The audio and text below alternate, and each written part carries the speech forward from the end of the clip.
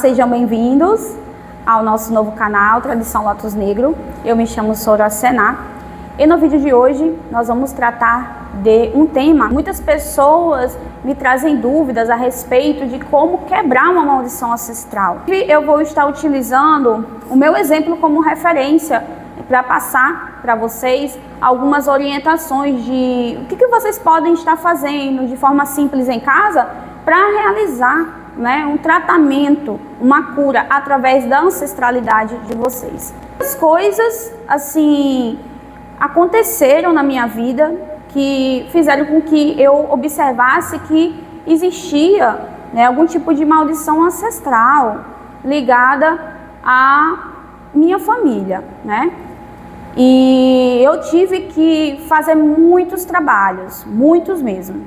Isso foi o que me motivou eu estudar sobre o culto aos ancestrais, porque de todos os trabalhos que eu realizava, por exemplo, dentro do ocultismo mesmo, eu tinha um resultado, mas ele era apenas momentâneo, ele não resolvia totalmente. Por exemplo, às vezes eu percebia que eu tinha um bloqueio na parte financeira, E isso começou a mudar depois que eu comecei a praticar magia, depois que eu comecei a utilizar os conhecimentos dentro do ocultismo, certo?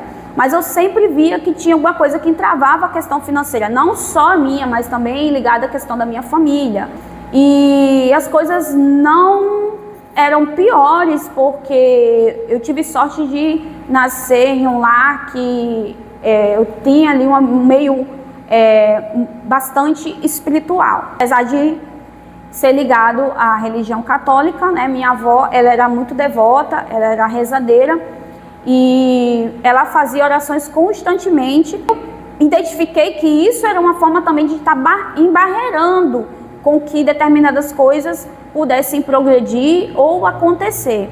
Então, as coisas não eram piores para nós, justamente por causa desses trabalhos que ela fazia.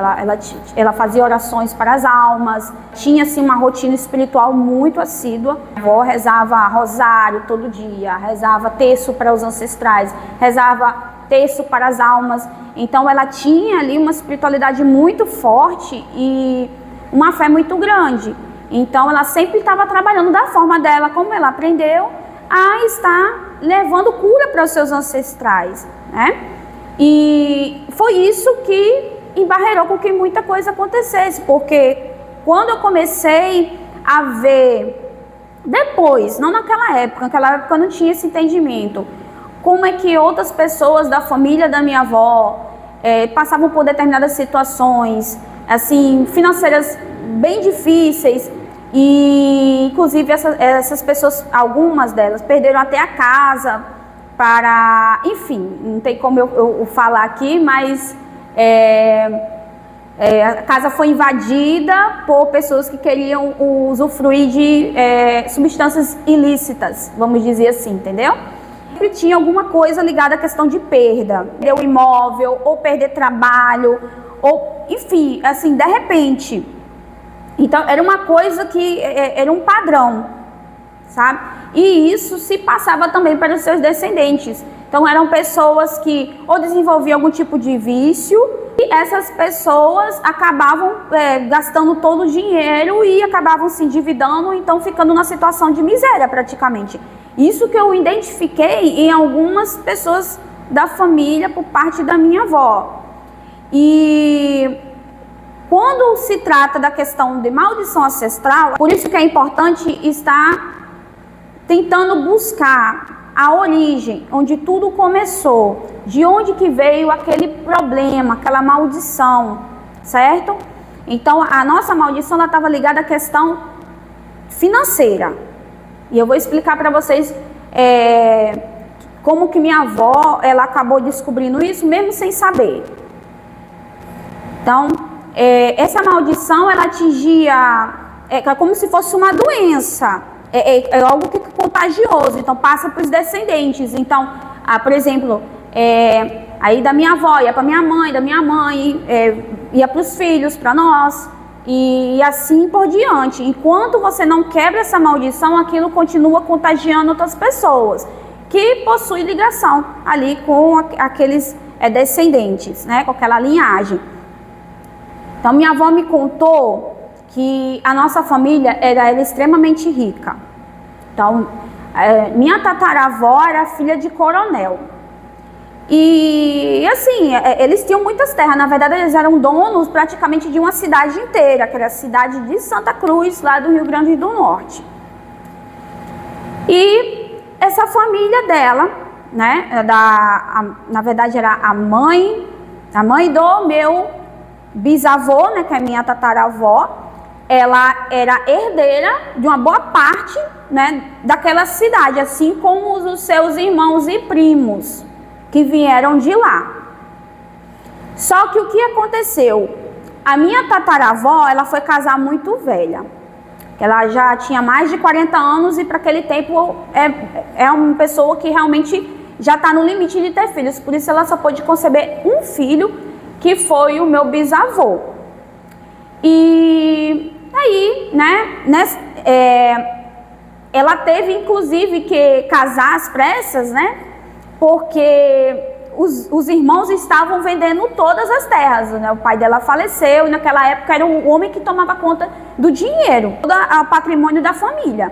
E aí, para ela não ficar sem nada, ela teve que ser obrigada a casar, porque ela realmente não queria casar. Aí ela casou com o meu tataravô e eles só puderam conceber um filho. Esse filho, que é o meu bisavô, quando ele estava perto de casar, já não tinha tantas terras. Os irmãos dela já tinham gastado tudo em bebida, com mulher, com farra, com um monte de coisa. E com jogatina. Mas ainda eram, assim, razoavelmente prósperos, vamos dizer assim. E eles tinham muitas terras e tinham muitos animais. Naquela época o patrimônio era principalmente em terras e animais. Então eles ainda eram razoavelmente ricos, não tanto quanto antes, mas ainda eram. E quando o meu avô ele entrou na idade, né, de casar, né, ele começou a procurar uma esposa, né, que tivesse mais ou menos o mesmo nível dele ali social. Ele encontrou a minha bisavó, que era filha de comerciante e que era uma família também bastante próspera. Só que ele tinha um amante. Pois é, ele tinha uma amante. E essa amante não gostou nada disso. Ela ficou com raiva porque ele não quis casar com ela e quis casar com a minha bisavó. E ela acabou amaldiçoando o meu bisavô. Ela pegou uma peça íntima dele, ela fez ali um canjerê, e ela disse que ele não iria ter prosperidade na vida enquanto não ficasse com ela, que ele iria perder tudo.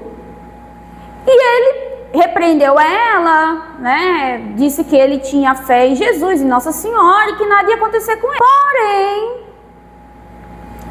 a maldição, ela se concretizou. Quando o meu bisavô, ele se casou e ele teve os seus primeiros filhos, ele começou a perder tudo que ele tinha. Os animais morriam sem explicação, do nada. Minha avó dizia que aí morria uma vaca num dia, no outro dia morria mais 2 vacas, depois morria mais 3, depois morria mais 4, depois começou a morrer todos os animais da fazenda sem ter doença nenhuma. Contrataram até um médico veterinário. Naquela época era caro, hoje imagina naquela época, e não sabia se o que estava acontecendo, que os animais estavam morrendo misteriosamente, e morrendo assim, não é morrer de tipo, passou algum, não, era consecutivamente, morria um, depois 2, depois 3 e ia se multiplicando, enfim, até que eles perderam tudo. Basicamente tudo que eles plantavam não vingava, os animais que compravam também não vingavam, aquelas terras estavam completamente contaminadas pelaquela maldição que ela lançou, porque ela disse que você só vai parar de perder o que você tem quando você voltar para mim. Ele não voltou, a maldição ela não foi quebrada, então ela foi se perpetuando. E meu avô, ele teve uma vida muito difícil. Era uma pessoa bastante letrada, falava latim, francês, idiomas que eram comuns naquela época. Então ele era uma pessoa que tinha bastante conhecimento. A maldição, ela dificultava tudo, de arranjar emprego, de você conseguir ter prosperidade, todas as coisas que você obtinha, você acabava perdendo de uma forma repentina, e todo mundo ali estava sendo contaminado por aquela maldição que foi lançada. E isso se perpetuou por bastante tempo. Minha avó, ali com a fé dela, com os protetores dela espirituais, começarem a diminuir os efeitos. Não quebrou, não neutralizou totalmente. Ela diminuiu os efeitos. Porque minha avó, da onde ela saiu e conseguiu alcançar ao longo da vida dela, ela se tornou uma pessoa bastante próspera. Conseguia, por exemplo, ter acesso a meios que talvez fossem inacessíveis para qualquer outra pessoa comum. Então imagine, mulheres naquela época, elas não conseguiam ter muitas oportunidades. A família impedia a mulher de estudar, a mulher de trabalhar. E então minha avó, com todas as limitações dela, com o pai dela, que era uma pessoa que era extremamente ali tradicional, que não queria que os filhos estudassem, né? Até a mulher dele nunca aprendeu a ler. Então imagine, ela conseguir sair daquela situação de miséria lá no interior do Nordeste, conseguir vir para o Rio de Janeiro e estar trabalhando em casa de família, mas não é qualquer casa de família, é casa de milionários. Ela trabalhava para milionários.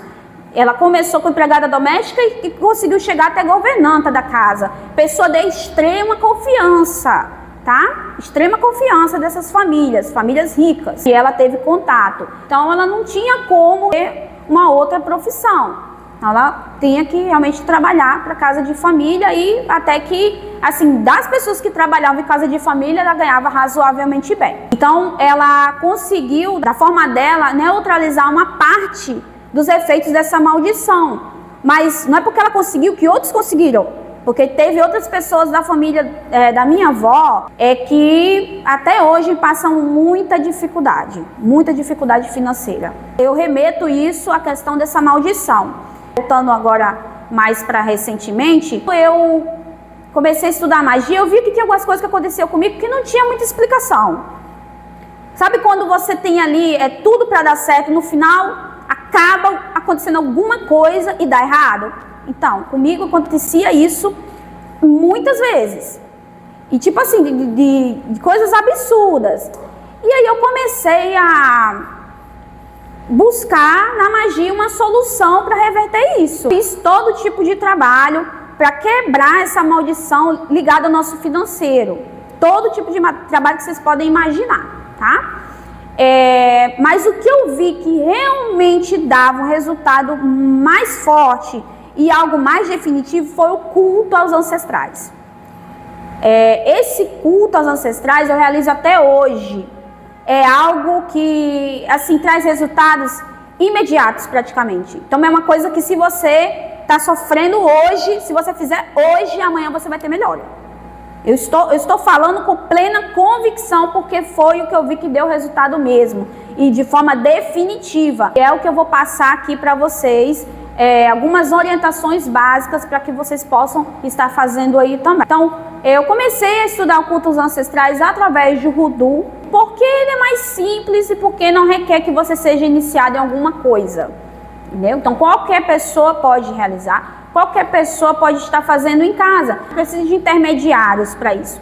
Por isso que eu, comecei a fazer dessa forma e tive resultados com coisas muito simples. Então, não é nada muito elaborado que você vai precisar ter na sua casa, tá bem? Então, o que vocês precisam para montar o altar ancestral?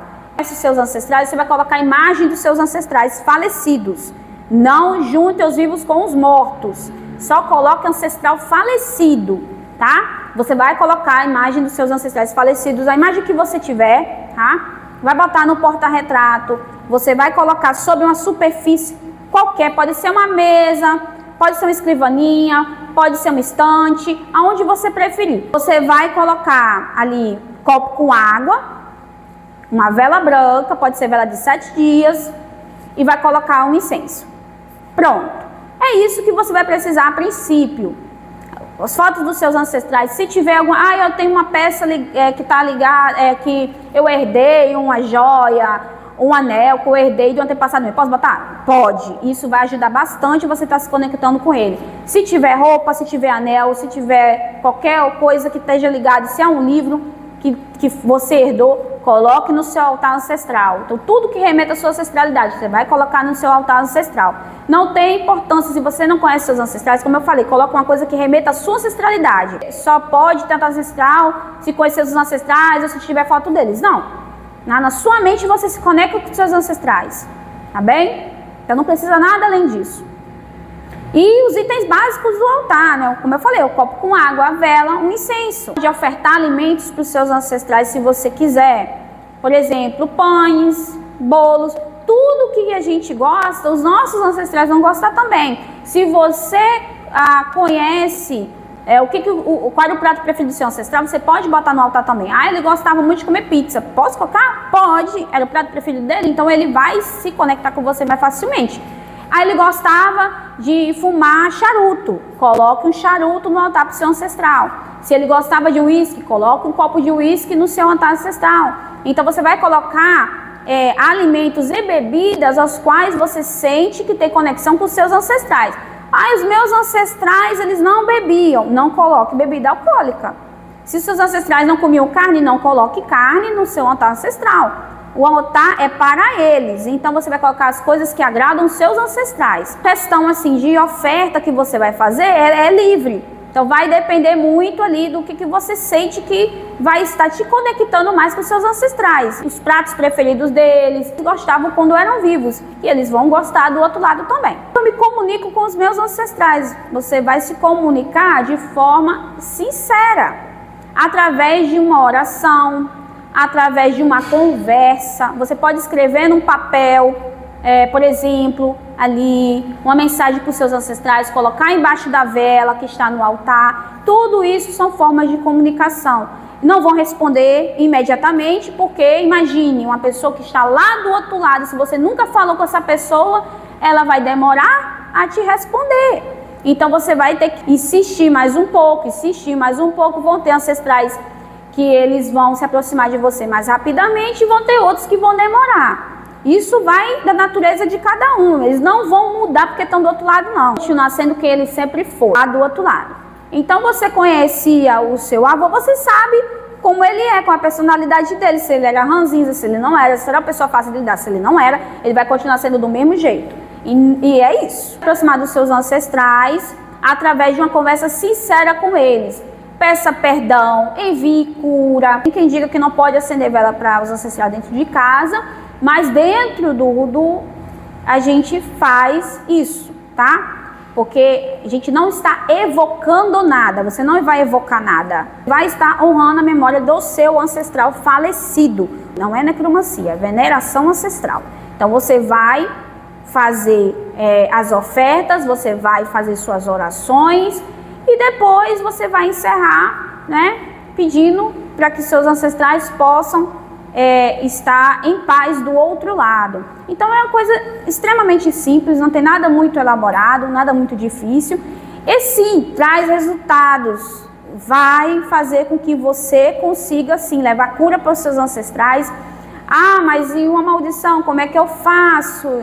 E como é que a gente quebra isso? Não é uma coisa que você vai conseguir fazer também muito facilmente. Então é através dessa conversa, você vai canalizar mensagens, seus ancestrais vão se comunicar com você, você vai conseguir, através dessa conversa, dessa interação, entender o que está acontecendo e qual caminho você deve seguir. Eles mesmos vão passar orientação para você, tá? Se você tem conhecimento de magia, então tem como combinar o que eu falei aqui com outros elementos e fazer, por exemplo, um ritual de quebra de maldição ancestral, entendeu? Mas aí é outra coisa, você vai alinhar primeiro esse trabalho de culto aos ancestrais. Primeiro você vai estabelecer contato com os ancestrais, tudo começa aí. Estabelecer o contato com os seus ancestrais, você está conversando com eles, você sente a presença deles, você sabe que eles estão ali, aí tudo bem, aí você faz um outro ritual, né? Você pode ser até mesmo através de voodoo, de quebra de maldição, tá bem? E aí você vai estar fazendo aquilo com uma certa constância, não é uma coisa que você vai conseguir de imediato. Falei, o resultado, ele é um resultado que ele é mais definitivo, porque quando eu comecei a realizar esses trabalhos, eu comecei a ter uma melhora muito grande. Eu não sei nem explicar. Sabe como é quando um peso muito grande está saindo de cima de você? Então eu comecei a sentir que as coisas estavam mais suaves, estavam mais leves, as coisas estavam mais fáceis de resolver. Então eu comecei a ver que ao tratar os meus ancestrais do outro lado, ao levar a cura para os meus ancestrais do outro lado, isso começava também a fazer com que diminuísse uma cobrança talvez que estivesse sobre mim. E isso vai facilitando a nossa vida em vários níveis, em vários aspectos, tá? Então, eu posso dizer com toda certeza que eu tive resultados muito positivos através dessa prática simples que eu mandei aqui para vocês, tá? E, é claro, combinei com outros elementos, com outros conhecimentos que eu tenho sobre magia, e isso potencializou, né? Mas tudo começa com essa conexão. E isso aí você vai conseguir fazer, se você consegue se conectar com eles assim, você vai conseguir se conectar depois através de outros meios. Você pode fazer, por exemplo, um ritual de atamagia, e aí vai fazer uma invocação de Hecate, quero trabalhar através de ancestrais com Hecate, você vai poder fazer. Primeiro você tem que ter esse contato mais íntimo, e não já chamar logo dentro de um ritual. Então você tem que ter essa intimidade, você tem que conversar com eles, tem que apresentar para eles, olha, eu faço isso, eu gosto disso. Então os seus ancestrais precisam também entender o que está acontecendo, tá bem? Não pegar e chamar eles e do nada eles veem o que você tá, não sabe nem o que você está fazendo ali, eles podem ficar até com raiva de você, tá? Então vamos com calma, tá bem? Então, pessoal, esse era o vídeo que eu tinha para trazer para vocês, espero que tenham gostado. Depois a gente vai dar continuidade a esse tema bastante interessante a respeito do trabalho com os ancestrais, tá bem? E se der, vamos estar trazendo mais um vídeo ainda essa semana. Não sei se nós vamos conseguir, mas vou tentar fazer isso. Senão, o próximo vídeo, ele vai ser apenas semana que vem mesmo, na sexta-feira, tá bem? Então é isso. Um beijo para todos. Até a próxima.